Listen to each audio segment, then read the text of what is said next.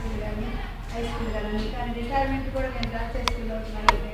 ఆ పిల్లల్ని వదిలిపెట్టి వెళ్ళటమే నాకు ఇదిలే కానీ అంటే పిల్లలతో ఉదయం వస్తే సాయంత్రం తిరిగి ఆ క్లాసులకు వెళ్ళటం వాళ్ళతో ముచ్చి మా టీచర్ అందరితో ఆనందంగా ఉండటం అదొక్కటే ఇది కానీ అవి రిటైర్ అయిపోతున్నాను ఎట్లా ఎంత వస్తాను ఏమి లేదండి. పిల్లలతో దాన్ని బట్టి నాకు కొంచెం మనసులో వేరగా మనిషి ఇంకా ప్రయోగ ఇద్దరు కలిసే విధంగా చూస్తాం అన్నమాట. ఇంటి నుంచి వచ్చేటప్పుడు ప్రయోగం అందుకని మళ్ళా అవకాశం దేవుడు నాకు ఎంతవరకు ఆరోగ్యం ఇచ్చాడు. ఇంతవరకు ఉద్యోగం 30 సంవత్సరాలు చేయడానికి దేవుడు ఇచ్చేటువంటి ఆరోగ్యంతో దేవునికి వందనాలు చేస్తున్నాను. ముఖ్యంగా మీరు కూడా సహకరించి మరి సన్మానం చేయడానికి మీరు అంతా ఎంతో సహకరించి ప్రేమగా ఒక తోట చిన్నాలాగా ఒక తల్లిగా చేసిన విధానంతో మీకు చేయడానికి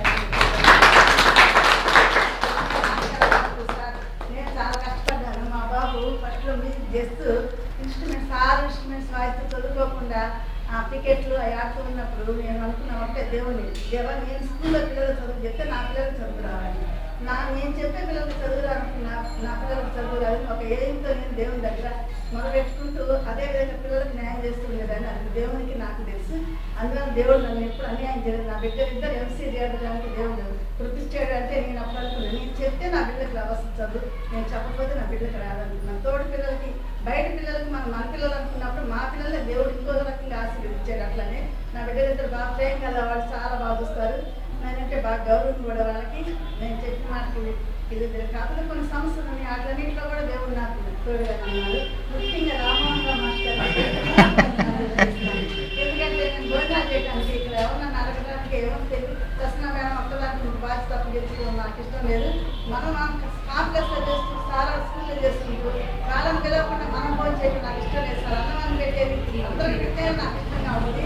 అందుకని సార్ అందరికీ ఏర్పాటు చేస్తారు. నాకు ఏంటంటే బాబు వస్తాం అంటారా మీరు చేస్తారు సార్, ఏం పర్లేదు మల్లికార్జున గారు నేను ఇద్దరు ఉన్నాం, మీకు అన్నీ ఏర్పాటు చేస్తాను. ఖర్చు ఎంతైనా పర్లేదు సార్, నేనేమన్నా ప్రమాణంగా చేయండి సార్, అందరూ కడుపు నిండా తినాలి అది నాకు చేయమని చెప్పాను సార్. నిజంగా అదే బిడ్డలాగే సార్ మాస్టర్ హృదయపూర్వక అన్నారు. మీరు కూడా సార్ అందరూ ఆనందంగా నన్ను సన్మానం చేసి పంపిస్తున్నారు. చేయి దేవుడు సార్, ఈ చైర్లు అనిపిస్తున్నా ఆ చైర్లు అనిపిస్తున్నారు. మీరందరూ ప్రేమగా నన్ను ఇంటికి పంపిస్తున్నారు. చాలా ఎప్పుడు నేను మర్చిపోను. ఆ జ్ఞాపకాలే మా బాబు ఫోటో తీయించాడు. ఎప్పుడైనా ఆ ఫోటోలే కాబట్టి నేను అందరూ చేసుకున్నాను. ఉద్యోగాన్ని చక్కగా ఆనందంగా రిటైర్మెంట్ అవుతాను. నాకేం దిగులేదు. కాకపోతే టీచర్స్తో ఉన్నారు, హెచ్ఆర్తో ఉన్నారు, పిల్లలతో ఉన్నారు, పిల్లలైనా అప్పుడు